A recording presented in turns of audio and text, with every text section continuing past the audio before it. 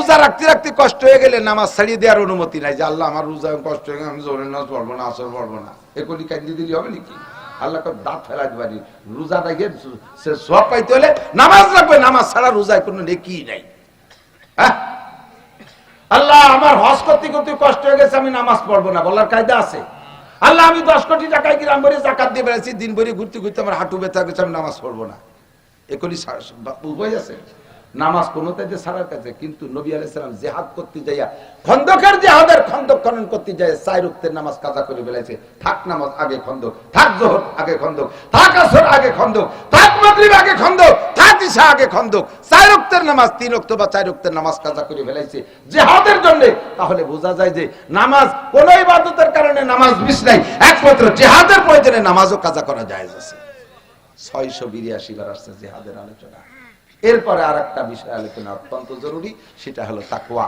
সেই তাকওয়াটা মাওলানা খুব সুন্দর করে বলছে, তাকওয়ার দ্বারা 4টে পুরস্কার। আমি এই কথাটা বলি, আমি আমার ওয়াজের দিকে চলে যাই, পরে ঠুক করতেছি এতক্ষণ পর্যন্ত। কষ্ট হয়ে যাচ্ছে না আপনাকে?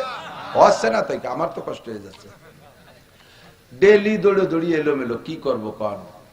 আল্লাহ তাআলা কপালে রাখছে।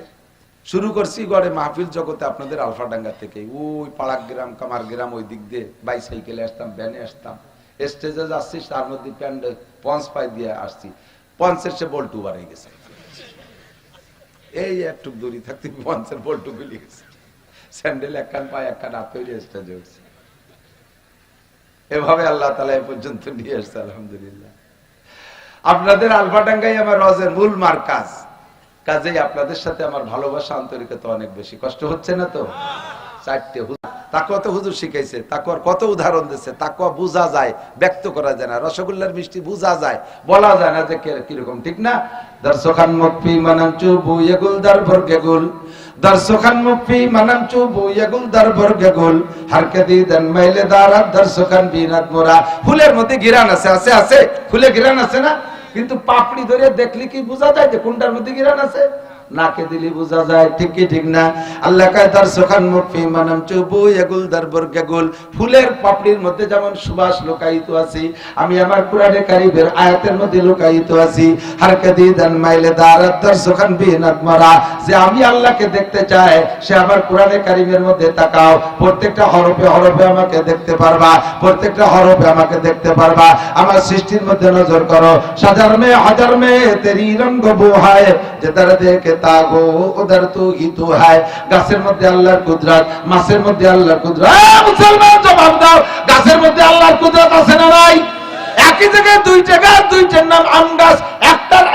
একটার গাছে আম হয় একটু লম্বা লম্বা, ওইটার নাম রূপালী, আর একটা একটু টেপা টেপা, ওইটার নাম ন্যাংলা। 2টা আমি আম, 2টার মধ্যে 2 রকম স্বাদ, 2টার মধ্যে 2 রকম কালার।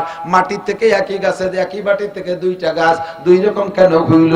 ইদানিং আরো এক খেলা শুরু হয়ে গেছে, এক গাছে 4টে ডাল, 4টে গাছে 4 প্রকারের আম। কতক্ষণ আছে না নাই? এই কুদরত কার? এই কুদরত একমাত্র আল্লাহর। একই বাগানে 50টা গাছ, 25টায় আম ধরলো এবার, আর 25টায় ধরলো না। যে 25টায় আম হলো ওই 25টায় কে দিয়েছে? যে 25টা হয় নাই, কে দেয় নাই? আল্লাহ দেয় নাই। আল্লাহর এই সৃষ্টির মধ্যে গবেষণা করলে আল্লাহকে পাইয়া যাইবা। আরে তাকওয়া এমনই একটা জিনিস, ওটা অনুভব করা যায়, ওটা ব্যক্ত করা যায় না। তবে যার মধ্যে তাকওয়া আছে তার ভিতরে অনুভূতিটা তত বেশি আছে। এই তাকওয়া আপনার মধ্যে থাকলে 4টে জিনিস পাইবেন তাকওয়ার বিনিময়। কয়টা? 4টে জিনিস পাইবেন।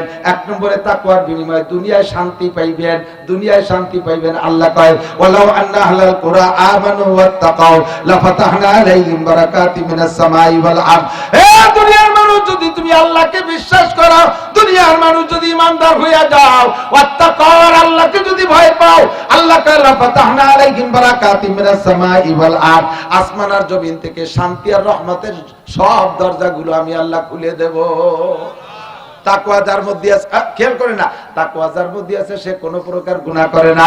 তাকওয়া যার মধ্যে আছে, আল্লাহর ভয় আছে, ওই লোকটা কোনো প্রকার নেকির কাজ ছাড়ে না। আর আল্লাহর ভয়, এটা আল্লাহর ভয় পয়দা করার জন্য আপনার চোখের সামনে আল্লাহকে হাজির জানতে হবে।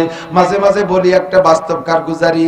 আমি গত বছর গিয়েছিলাম ফরিদপুর মাহফিলে, ওখানে একটা যুবক ছেলে, এরকম একটা যুবক এরকম পাতলা ফিসফিসে দাঁড়িয়ে হয়েছে।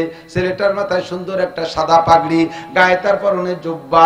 ছেলেটা খুব নরম ভাষী, একেবারে বিনয়ী, আমার সব খেদমত করছে। লাস্টে আমি মনে করছি ছেলেটা খাবাসপুর মাদ্রাসার ছাত্র হবে। ছেলেটা আমার অবশেষে সালাম বিদায় দেওয়ার সময় বলতেছে, হুজুর আমি আপনাকে অত্যন্ত মহব্বত করি, আমি কিন্তু মাদ্রাসার ছাত্র না, আমি রাজেন্দ্রপুর না রাজেন্দ্র কলেজ, আমি রাজেন্দ্র কলেজের ছাত্র, এই গ্রুপের ছাত্র। আমি কোন জায়গা থাকি, আমার রুমটা একটু পদধূলি দিয়ে যাবেন, একটু রুমে আপনার কদম রেখে বরকত দিয়ে যাবেন, আসবেন হুজুর। এত মহাব্বতের ছেলেটারে না দেখতে যে পারলাম না, ওর রুমের মধ্যে যায় আমি নিজে হিদায়ত পেয়ে গেছি। ওর রুমে যে আমি নতুন করে হিদায়ত পাইছি।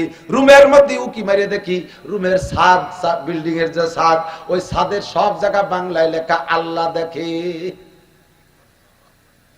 ও রং দিয়ে লিখে রাখছে আল্লাহ দেখে, ওয়ালে সব জায়গায় লেখা আল্লাহ দেখে।